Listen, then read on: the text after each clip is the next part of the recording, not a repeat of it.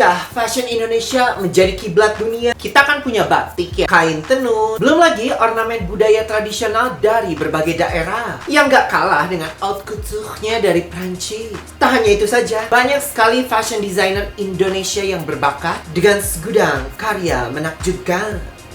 Tapi ada tapinya nih. Menurut aku pribadi, Indonesia akan sukses dan berhasil menjadi kiblat mode dunia saat kita mengenal diri kita sendiri, luar dan dalam. Bukan hanya dari kelebihannya saja, tapi juga kekurangannya. Dan itu yang akan aku bahas di video kali ini. Dan sebelumnya terima kasih aku ucapkan terhadap Fikri Prianggono. Komen dari kamu telah menginspirasi aku untuk membuat video kali ini. Dan dengan format bahasan yang sebelumnya belum pernah aku buat. Karena biasanya video panjang aku berisi tentang sejarah serta cerita dari brand-brand terkemuka. Dan semoga di video aku kali ini bisa menjadi salah satu pemicu untuk berputarnya roda ekonomi kreatif, khususnya untuk industri fashion di Indonesia, dengan berdiskusi dan mencari solusi. So please like, comment, serta share video aku kali ini supaya lebih banyak nih yang bisa ikutan berdiskusi serta mengutarakan opininya. Dan semakin banyak masukan, pastinya semakin baik. Dan jangan lupa untuk klik subscribe dan nyalakan lonceng notifikasi untuk mendapatkan informasi, berita, sejarah, serta bumbu-bumbu gosip seputar dunia fashion hanya di channel YouTube aku, Fendi Fashion Flash. Dan terima kasih untuk para donatur yang sudah meninggalkan bantuan finansialnya dengan klik thanks di bawah. Karena dengan dukungan kamu semua, aku bisa membuat konten yang jauh lebih berkualitas lagi. Dan mari kita elaborasi dan diskusi apa yang bisa industri mode Indonesia lakukan agar menjadi kiblat fashion dunia. Bukan hanya industri pakaian siap pakai, tapi sekaligus mode couture dunia.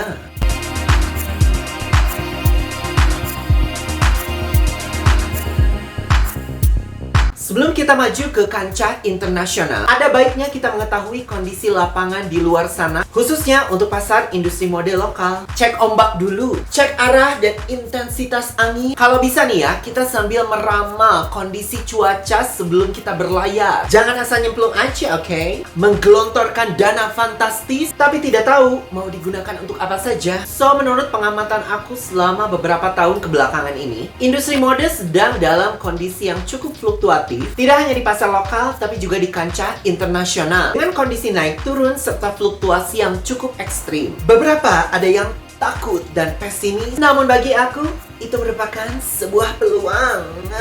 Aku rasa dan pastinya banyak yang setuju bahwa fashion di masa kini telah mencapai titik jenuhnya. Apalagi gitu loh yang mau dibikin, semuanya sudah kita eksplorasi. Kita bisa lihat di mana tidak begitu banyaknya lagi inovasi di industri mode. Utamanya dari segi desain, yang kalau kita bandingkan dengan kondisi 1 abad yang lalu, ya cukup jauh ya aku mengambil contohnya. Pada awal tahun 1900-an begitu banyak inovasi yang turut didukung dengan perkembangan teknologi dan juga transportasi. Di mana untuk pertama kalinya terjadi akulturasi budaya secara global. Negara barat terinspirasi dari negara bagian timur. Begitu pula sebaliknya. Lalu kita maju ke pasca era perang dunia, khususnya di sepanjang era tahun 60 hingga tahun 80-an. Yang mungkin kamu berpikir kayak apa sih hubungannya? Tapi jika diperhatikan dengan seksama, kondisi sosial, ekonomi, serta keamanan dunia pastinya turut mengaruhi kondisi fashion. Dimana ketika kondisi keamanan dunia sudah begitu mulai stabil, kemudian muncul banyak konflik politik, yang mana mendorong timbulnya banyak kegiatan aktivisme. Mulai dari feminisme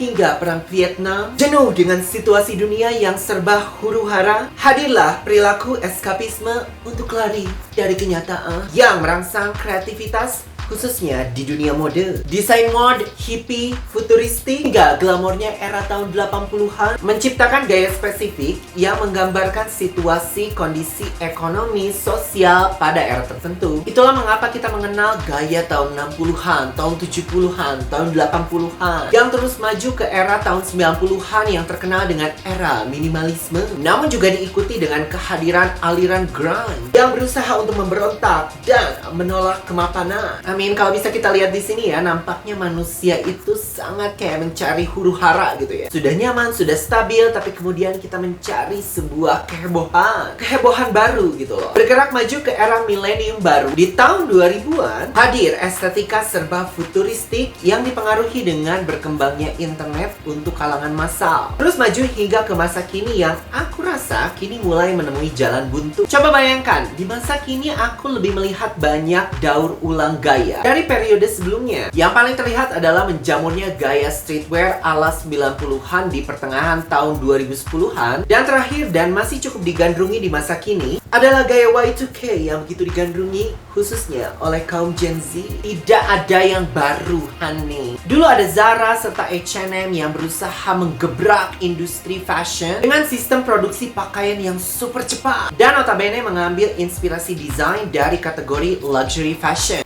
Sekarang luxury fashion malah ikut-ikutan dari kategori fast fashion. Ini ada apa ini, Bukannya memimpin dan mengarahkan tren demi mempertahankan laju pertumbuhan bisnis, banyak luxury fashion brand terkemuka yang memilih jalan aman dengan menciptakan desain yang terbilang memiliki nilai komersial yang tinggi. Tumpang tindih sekarang ya. Tumpang tindih?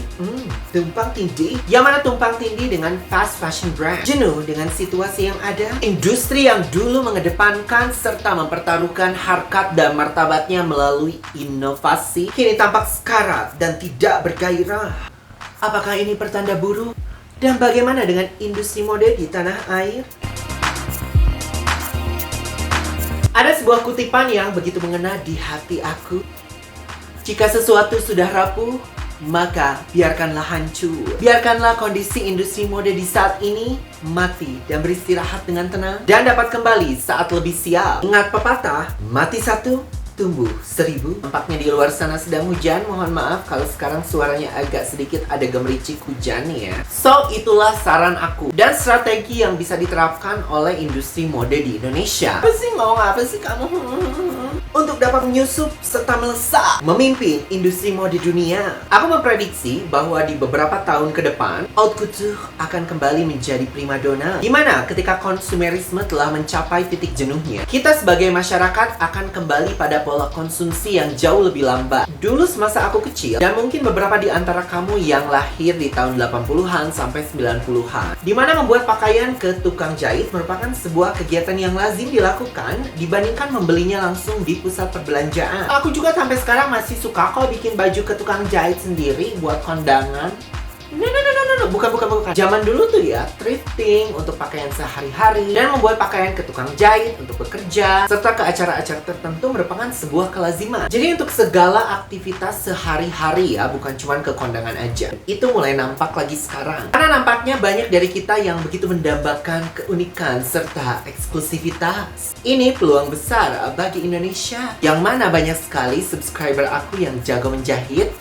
Hai. Kadang sering curhat dan bertanya bagaimana cara mengembangkan skillnya agar dapat dijadikan sebagai mata pencaharian, bahkan sebagai karir jangka panjang. Sabar sweetie darling, masamu akan segera datang. Dan ini peluang yang harus kita ambil, khususnya sebagai negara yang kerap menjadi target bagi brand-brand ternama dari luar untuk memproduksi secara murah.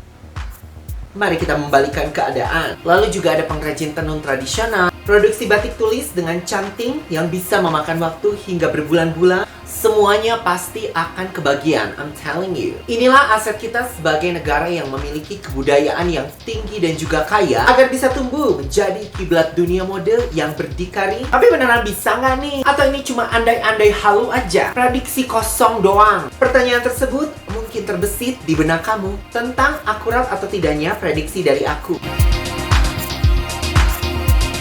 Bisa atau tidaknya Indonesia ini menjadi kiblat mode dunia? Pertanyaan tersebut hanya bisa dijawab oleh diri kita sendiri. Jadi kembali lagi ke kita sendiri ini ya, sebagai warga negara Republik Indonesia ini. Mau atau tidak menjadi kiblat fashion dunia? Jika memang benar-benar mau, prediksi yang aku paparkan dari segmen sebelumnya dapat menjadi modal sebagai identitas mode tanah air. Dan kalau kita sudah bisa menjawab dan memutuskan untuk maju ke kancah internasional, kita harus dapat menganalisa rintangan serta kekurangan dari diri kita sendiri. Dan menurut aku pribadi, rintangannya itu bukan dari kompetisi dengan brand-brand ternama internasional, bukan. Mari kita evaluasi diri kita sendiri. Berani? Yang pertama dari segi brand serta desainer lokal yang jumlahnya sudah begitu banyak dan sangat-sangat menjamur. Tapi kekurangannya apa? Ini pendapat aku pribadi nih ya. Kalau salah mohon dikoreksi atau bisa kamu tambahkan ya melalui komentar di bawah. Menurut aku desainer serta banyak brand lokal di Indonesia ini jago dari segi estetika. Sebagai negara yang kaya akan budaya, serta banyak desainer kita yang memiliki latar belakang pendidikan yang tidak main-main. Belum lagi Indonesia ini merupakan negara yang cukup terbuka, di mana arus informasi kita jauh lebih banyak dan jauh lebih bebas dibandingkan di negara-negara di kawasan Timur Tengah ataupun Asia Timur. Sehingga kreasi dari anak bangsa bisa begitu kaya. Hanya saja kekurangannya, dan lagi-lagi ini merupakan opini aku pribadi, kamu boleh setuju ataupun tidak, banyak dari brand serta desainer yang khususnya masih bermain di skala lokal, dan rata-rata ini brand-brand yang trendy, hype, serta kekinian, yang kalau aku lihat berusaha menargetkan pangsa pasar remaja serta dewasa muda, seakan kesulitan untuk berkomunikasi dengan bahasa yang dimengerti oleh masyarakat luas di Indonesia, sehingga agak susah untuk berkembang di negeri sendiri. Contohnya nih ya, bisa kali kalau ngepost ataupun bikin brand profile itu pakai bahasa Indonesia aja. Jangan salah paham nih ya, aku tidak ada masalah dengan bahasa asing ataupun pencampuran bahasa. Aku sendiri merupakan lulusan sastra Inggris yang sering kali nih ya ngomongnya itu bercampur-campur gitu loh bahasanya. Dan itu merupakan sesuatu yang normal, khususnya untuk kamu yang bisa berbicara lebih dari satu bahasa. Tapi kita harus ingat bahwa masyarakat yang tinggal di seantero Indonesia ini mayoritas masih menggunakan bahasa Indonesia sebagai bahasanya sehari-hari.